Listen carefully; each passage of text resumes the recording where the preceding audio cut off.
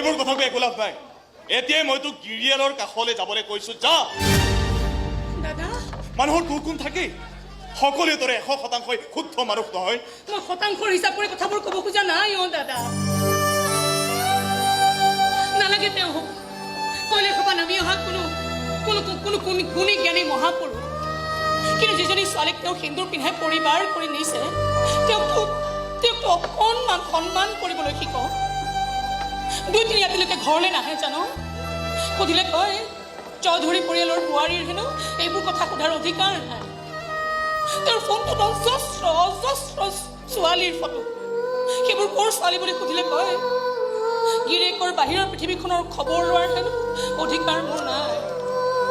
মই ফোন কৰি খবৰ লওঁ বুলি মোৰ ফোনটো কৈছে জানো? সেইবোৰ বৰ ডাঙৰ পৰিয়াল ভণ্টি।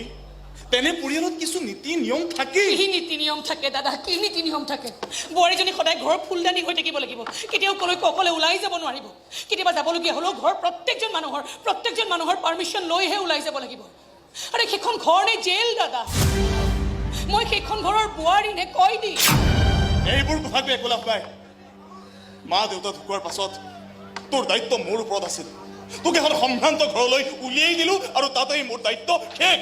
দাদা, মোৰো ঘৰখন ভাল আছে, মোৰো ল'ৰা তিৰোতাৰ দায়িত্ব আছে। তোৰ বিয়াত ইমানবোৰ টকা পইচা খৰচ কৰাৰ কাৰণে বয়ে ৰাইটো মোক আজিও কথা বুজাই থাকে। ভাগ্য ভাল যে তেওঁ পৰহিয়েই মাকৰ ঘৰলৈ গৈছে। তেওঁ থকা হ'লে তোক গতিয়ে বাহিৰ কৰি দিলেহেঁতেন। তহঁতক মই এনেকৈ আমনি কৰিবলৈ অহা নাই দাদা। কিন্তু সেইখন ঘৰত মই কেনেকৈ তিলকৈ মৰিবলৈ ওলাইছো, মই সেই কথাটোৱে জনাবলৈ আহিছো। কোনো দৰকাৰ নাই, তই মৰি থাকিলেও জনাব নালাগে আমাক।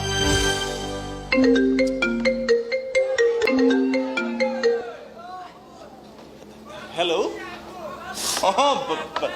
বাবলু। আছে নাই ওলাইছে আৰু। ঠিক আছে মই এতিয়াই পঠিয়াই দিছো। হ'ব দিয়া। এয়া গিৰিয়েৰৰ ফোন আহিলেই তই যা সোনকালে ইয়াৰ পৰা। যাম দাদা, যাম। ইমানকৈ চিঞৰিব নালাগে। যিয়ে যধে মধে জলৈকে তলৈকে নিজৰ ভনীয়েকজনীক দলিয়াই দিয়াতেই নিজৰ দায়িত্ব শেষ বুলি ভাবে, সেই মানুহজনক আৰু মই নতুনকৈ দায়িত্ব দিবলৈ নাযাওঁ। ইয়ালৈ আচলতে মই 2টা প্ৰশ্নৰ উত্তৰ বিচাৰিহে আহিছোঁ। মোৰ শহুৰৰ ঘৰখন আচলতে ঘৰ নে জেল? মই সেইখন ঘৰৰ বোৱাৰী নে কয়দী?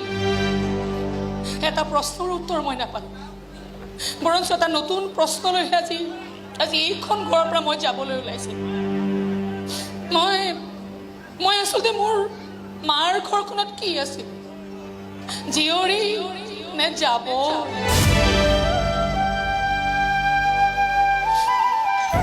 কিন্তু এইটো প্ৰশ্নৰ উত্তৰটো মই এদিন নহয় এদিন বিচাৰি উলিয়াবই লাগিব দাদা।